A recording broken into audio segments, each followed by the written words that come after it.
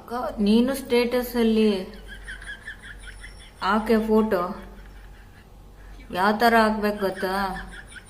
ಅಯ್ಯೋ ದೇವ್ರೇ, ನೀನು ನನಗೆ ಎಲ್ಲ ಒಳ್ಳೇದು ಮಾಡಿದೀಯಾ, ನನಗೆ ಕೆಟ್ಟದ್ದು ಮಾಡಿರೋರಿಗೆಲ್ಲ ತಕ್ಕ ಶಾಸ್ತಿ ಮಾಡಿದೀಯಾ, ಅವರೆಲ್ಲ ನಾಶ ಆಗ್ಬಿಟ್ಟಿದ್ದಾರೆ, ನಿನಗೆ ತುಂಬ ಥ್ಯಾಂಕ್ಸ್, ನೀನು ನನ್ನ ಜೊತೆ ಇರೋದಕ್ಕೆ ತುಂಬ ಥ್ಯಾಂಕ್ಸ್ ಅಂತ ಹಾಕು.